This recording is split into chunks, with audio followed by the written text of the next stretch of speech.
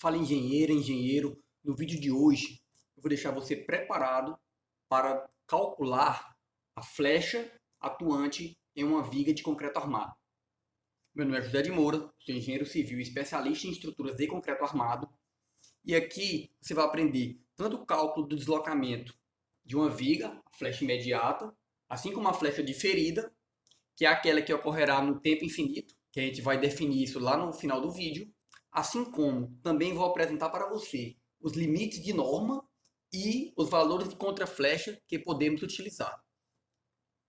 Iniciando o vídeo, esse aqui é nosso problema. Nós temos uma viga de 20 por 50, então aqui as dimensões apresentadas. Ele é uma viga que tem 3 barras de 12,5 na região inferior dela. Eu não vou dimensionar essa armação, já estou informando para vocês o valor dela. Caso você tenha alguma dúvida, vou colocar um card em cima como é que eu dimensiono a área de aço de vigas de concreto. Então, eu tenho uma viga que ela está submetida a 14 kN por metro de carga permanente. Aqui nós vamos ter o quê? Peso próprio da viga, peso próprio da laje que se apoia na viga, que descarrega na viga, assim como uma suposta carga de alvenaria em cima dessa viga. E sobrecarga de utilização, que é nosso 2 kN por metro quadrado. Nesse exemplo aqui, esse 2 está vindo da laje, certo? É uma sobrecarga de utilização aplicada na laje, que ela está sendo descarregada na viga. Além disso, também temos a informação aí, os dados do problema, que nós estamos utilizando um FCK de 20 MPa. Então, iniciando a resolução dessa questão, nós vamos primeiro verificar qual a combinação que nós vamos utilizar, ou o carregamento, certo? Para isso, nós vamos utilizar aqui o carregamento denominado de quase permanente. E como eu obtenho esse carregamento? Ele é basicamente o somatório das minhas forças permanentes, certo? Das minhas ações permanentes, com as minhas ações acidentais, beleza? O termo mais correto, na verdade, seriam ações variáveis, certo? Todas as minhas ações variáveis multiplicado pelo coeficiente π2. Esse coeficiente π2, por o nosso caso aqui, que é uma carga acidental, nós vamos utilizar o valor de 0,3. Vou apagar aqui que ficou sobreposto. Então nós temos o que aqui? 14, que é nossa carga permanente, 2, que é nossa carga variável, multiplicado por 0,3, que é o valor do π2 para ela. Isso aqui vai resultar em 14,6 kN por metro. Esse é o carregamento que nós vamos utilizar. É a combinação quase permanente para a verificação dos deslocamentos. Então, qual o momento atuante para esse carregamento de 14,6? Vai ser o quê? QL2 dividido por 8, já que se trata de uma viga biapoiada. Resolvendo isso aqui, o que nós acabamos de encontrar, nós temos 5 metros entre vãos, dividido por 8, teremos então 45,62 kN vezes metro. Vamos agora para as propriedades do estádio 1. Lembrando, está com dúvida sobre estádios e deformação, vou colocar também no card aqui em cima. Estádio 1 é aquele que a viga ainda não apresenta fissuras. Então, vamos lá. Primeira coisa, a área. A área da viga, o que é que eu poderia fazer? Simplesmente multiplicar a base vezes a altura, 20 vezes 80. Só que, vamos lembrar que nós temos uma área de aço na região inferior da viga. Vou considerar a área de aço construtiva em cima, certo? Vou considerar apenas a área de aço tracionada embaixo, que é o nosso AS aqui. Então, e lembrando que o módulo de elasticidade do aço é bem superior ao do concreto, nós podemos calcular uma área equivalente de concreto. Esse é o papel do nosso ΑE. Então, ΑE vai ser o quê? Uma relação entre os módulos de elasticidade. Do aço eu vou considerar 210.000, do concreto 0,85, que multiplica 5.600, raiz de 20. Esse resultado vai sair tudo em MPa. Quando eu dividir um por outro, eu vou chegar em um fator. Apenas enfatizando o significado desse valor que nós estamos encontrando. É apenas uma relação entre os dois módulos de elasticidade. Eu estou transformando uma área de aço, beleza, em uma área de concreto equivalente. É como se eu estivesse dizendo o quê? que essa área de aço, que para o nosso exemplo é 3,75 centímetros quadrados, que são 3 barras de 12,5, equivalem a esse valor multiplicado por 9,9. Por quê? Porque o modo de elasticidade do aço é superior. Por que eu tenho esse menos 1 aqui? Porque quando eu pegar o AS menos 1, vai ficar menos AS. Ou seja, eu estou desconsiderando aquela área, né? Para eu não contar ela duas vezes. Eu estou tirando aquela área de aço e botando uma área de concreto equivalente. Para eu não estar contando duas vezes. Então, substituindo, 20 vezes 50 seria a área de concreto padrão, multiplicado pelo segundo fator, eu tenho 1.033 centímetros quadrados. Essa é a minha área homogeneizada. Por que homogeneizada? Porque eu já estou levando em consideração a área de aço para o cálculo dessa área. Próximo passo vai ser obter o meu YH, que é basicamente o centro de gravidade da minha peça. Eu estou com uma seção retangular. Então você pode ficar pensando que o quê? Que o meu YH vai ser 25 centímetros, já que o centro de gravidade de um retângulo é na região central dele. Até aí está certo. Mas vamos lembrar que eu estou com um retângulo em que eu tenho mais área na região inferior. Isso pode parecer confuso, mas pense que eu estou colocando uma área superior de concreto para equivaler àquela minha área de aço. Então, só para ficar mais claro do desenho aqui, ó, é como se eu tivesse isso. Pensar, ó, eu tenho uma área aqui de concreto em que o que antes eu tinha, vou botar aqui 2 barras de aço só como exemplo. O que antes eu tinha 2 barras de aço ocupando essa área aqui da própria barra, esse círculo, agora eu vou ter uma área muito maior. É como se eu tivesse realmente sobreposição aqui, ó. Tivesse mais área aqui e mais área aqui. Já que eu tenho modos de elasticidade diferente. Basta lembrarmos de resistência dos materiais, quando nós fazemos a mesma ideia com áreas equivalentes para o cálculo da inércia, quando temos materiais diferentes. Então, substituindo aqui, o que nós vamos ter? Apenas aplicando as fórmulas, o que é que eu tenho de novidade aqui? O AS eu já tinha acabado de apresentar, o alfa também, a área acabamos de encontrar, o único valor novo é o próprio valor da altura útil. Não vou entrar em detalhe nesse valor, porque já é para você estar sabendo calcular isso. Então, só para deixar claro o que é que eu usei aí, eu usei um comprimento de 2,5, barras longitudinais de 12,5 milímetros e barras transversais de 5,0. Com isso, eu cheguei a uma altura útil de 46,3. Resolvendo essa formulação, nós teremos 25,69.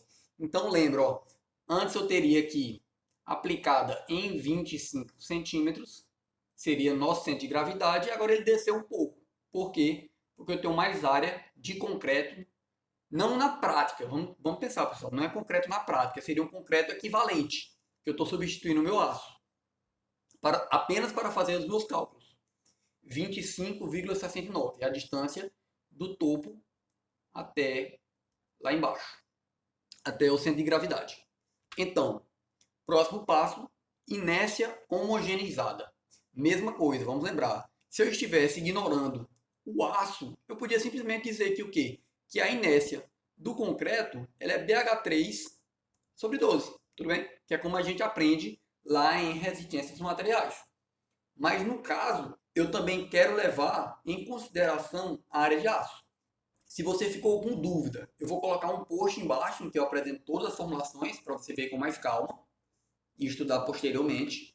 Aplicando essas formulações, nós vamos chegar em uma inércia homogeneizada também de 2,23 vezes 10 a 5 centímetros a quarta.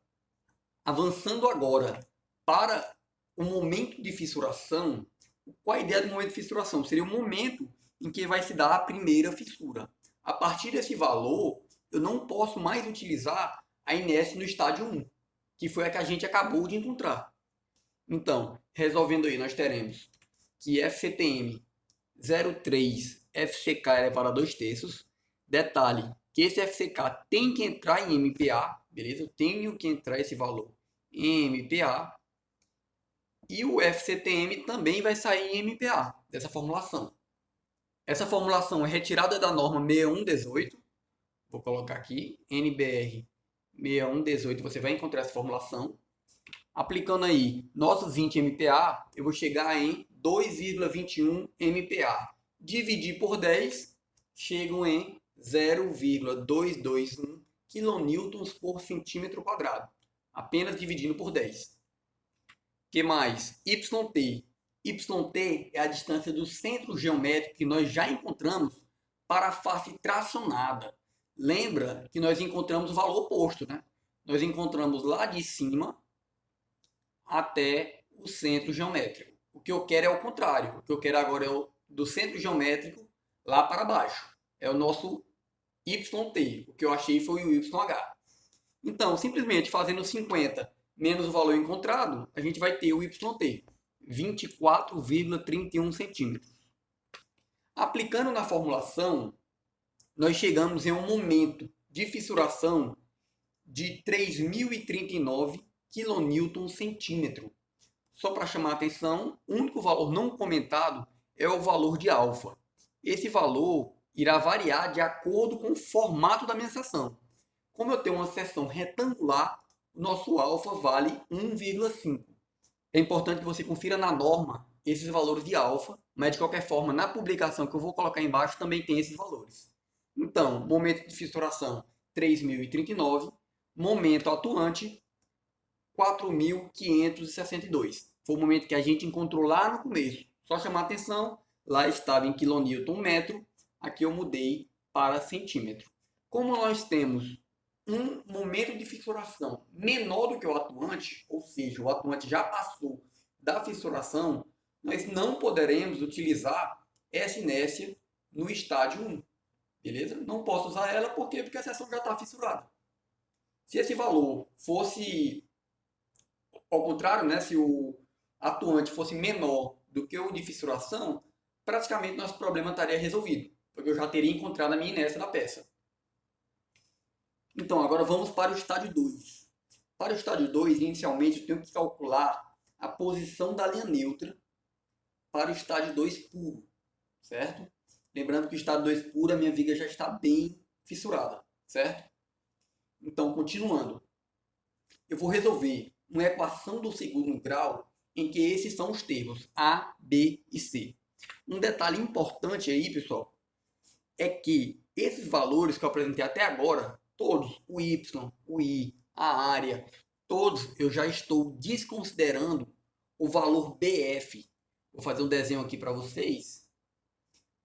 Estou aqui, ó, com minha seção T, e eu tenho o valor de BF e HF. Todos eu estou desconsiderando. Por quê? Porque nós não temos uma seção T. Nós temos uma seção retangular. Então, eu estou simplificando as formulações. Para as formulações mais gerais, eu vou deixar no post embaixo, para você encontrar essas formulações. Então, aplicando aí, nós temos o valor de A, o valor de B e, por fim, o valor de C. Como é a equação de segundo grau, aquele valor conhecido já lá de Bhaskara, que é o quê? Menos B mais ou menos raiz de delta sobre 2A. Com isso, nós chegamos em dois valores de linha neutra, já que lembrando que nós estamos aí com a equação matemática com o objetivo de resolver um problema real, beleza?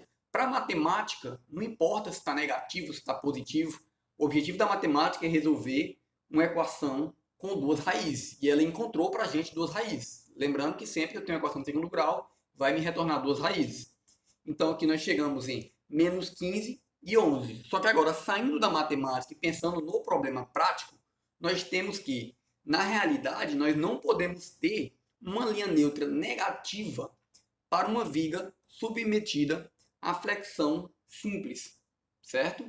Por isso, nós podemos, então, descartar a solução negativa e chegando em uma linha neutra de 11,37 centímetros para o problema. Lembrando que essa é a linha neutra para o estágio 2 puro. Continuando, então, essa resolução, nós teremos o quê? Vamos calcular agora a inércia do estágio 2 puro que eu vou apenas aplicar essas formulações aí. Vamos ver se tem algum valor novo. A linha neutra foi o que nós acabamos de encontrar. O B nós já conhecíamos. A alfa também. O A também. B também. E o X acabamos de encontrar. Apenas resolvendo essa equação, nós vamos chegar em um valor de 54.935 centímetros a quarta. Vou deixar até um exercício para você comparar o quê? Compara e deixa nos comentários, que eu mesmo acabei esquecendo de fazer essa comparação, que é entre a inércia homogeneizada, a inércia sem considerar o ácido, que seria a primeira de todas, né? Sem considerar o ácido, BH3 dividido por 12. A homogeneizada a gente já encontrou, e a inércia do estágio 2 puro, que foi essa aqui, que ela vai ser a menor de todas, que eu já estou considerando tudo fissurado. Mas vamos lembrar um detalhe. Nossa viga, nosso momento, ele não passou tanto assim do momento de fissuração. Além do mais, aquele momento atuante não está atuante em toda a minha viga. Ela só está atuante na seção central, né? Que é onde eu tenho o meu momento máximo. Por isso, uma forma de chegarmos em uma inércia equivalente para a viga inteira e assim aplicarmos alguma equação de deslocamento é utilizarmos a formulação de Branson. Branson, o que é que ele faz?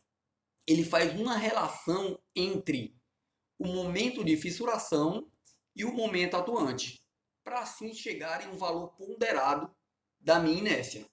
Então vamos lá. Ó. O que é que eu estou aplicando aqui? Eu estou aplicando a inércia no estágio 1 e aplicando a inércia do estágio 2. Vamos pensar em dois extremos. Nem está no estágio 1, nem está no estágio 2. Branson vai me dar um valor intermediário, certo? Então, resolvendo aqui, nós temos um valor de 1,05 vezes 10 a 5.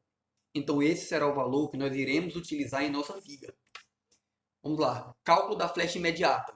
Isso aqui é a equação lá de resistência materiais, a gente usa também em peristática. 5PL4, ou Q, a gente também encontra 5QL4 por 384 é I. Aqui é o valor em quilonewtons por centímetro.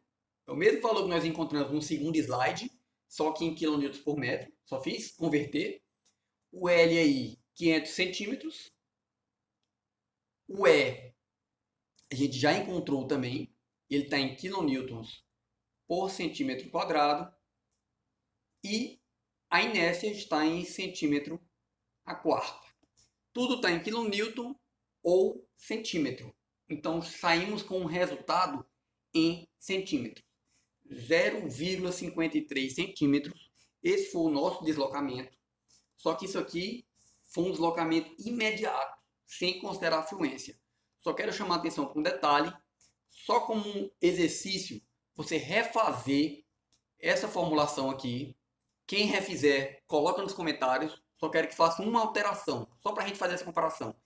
Nessa inércia aqui, utiliza BH3 sobre 12. Então, 20 vezes 50 ao cubo, dividido por 12. O resto das variáveis permanecem os mesmos valores. Refaz esse valor e coloca nos comentários o delta que vocês encontraram. Vocês vão ver que vai dar bem inferior, né? Já que eu estou aumentando a minha inércia. Então, prosseguindo agora para uma flecha diferida, vamos considerar também o efeito da fluência. Então, delta no infinito vai ser o quê? O delta imediato, que acabamos de encontrar, multiplicado por 1 mais αf, que é o efeito da fluência. Esse αf, ele vai ser delta QC dividido por 1 mais P'. P' aqui vai ser a nossa taxa de aço comprimida. Eu já vou desconsiderar, já que nós não temos aço comprimido na nossa seção, pelo menos na nossa verificação. Então, o valor de QC, ele varia com o T em meses. Então, eu vou ter que calcular o T0 até o T final da minha análise, certo? Pode ser no infinito ou não, T da minha análise. Que, para o meu caso, eu estou procurando o T no infinito. E fazer esse delta. Para o T0, eu vou utilizar 0,23. Lembra que eu comentei que isso aqui é em meses. Eu estou considerando que o meu carregamento está atuando pela primeira vez com 7 dias, que é a minha retirada da escola. Então, se eu vier aqui 7 dias, dividido por 30, eu chego com um valor em meses. Então, substituindo esse valor de 0,23 aqui no T e aqui no T, eu chego em um QC de 0,42. Substituindo agora 70, utilizando o valor 70, eu chego, que seria 70 meses, isso é considerado tempo infinito, certo? Eu chego em 2. Tanto se você aplicar na formulação, quanto se você for na norma, a norma diz que o quê? Acima de 70, utiliza 2. Por que isso? Se eu verificar essa formulação, eu chego nesse gráfico, em que você percebe que a equação, o gráfico, ele tende para o valor de 2, certo? Para um limite de 2, que é o valor que a gente vai utilizar para o tempo no infinito. Então, apenas substituindo a equação, nós temos o quê? O delta é 2 menos 0,42, dividido por 1 mais 0. Com isso eu chego em 1,58. Substituo na equação de cima, nós teremos o quê? 0,53 imediata, multiplicado por 2,58. Com isso vamos chegar em 1,37 centímetros. Essa é a nossa flecha já final, já diferida no tempo. Vamos agora para os limites de norma. Chegamos em 1,37. O limite que a norma nos fornece é o vão L dividido por 250. Apenas substituindo, temos que o vão é 500 por 250, nosso limite é 2 centímetros. Como temos um delta encontrado menor do que o limite, está de acordo com a norma, certo? Nós chegamos aqui em 1,37. Menor do que 2, está de acordo com a norma essa viga. Outro detalhe, se caso, o que é que aconteceria se o nosso delta encontrado fosse maior do que o limite? Ainda teríamos uma alternativa, que seria aplicar contraflecha. Para a norma, o limite vale L por 350. Esse é nosso limite de contraflecha. Para o nosso problema aqui, o L é 500 centímetros, o limite vai ser de 1,43 centímetros. Então, por exemplo, se nosso delta encontrado fosse 3 centímetros, que está maior do que o limite, eu ainda poderia seguir com essa viga, sem ter que aumentar a dimensão dela, aplicando assim uma contraflecha nessa viga, deixando-a dentro da norma, certo? O importante é colocar a contraflecha em projeto. Com isso, após aplicar a contraflecha, chegamos no final desse vídeo. Se você gostou, lembra de deixar seu like no vídeo, compartilhar com seus amigos, isso ajuda muito a gente, ajuda o canal a crescer e a gente continua trazendo sempre mais conteúdo de qualidade para você. Muito obrigado por assistir até aqui. Um grande abraço.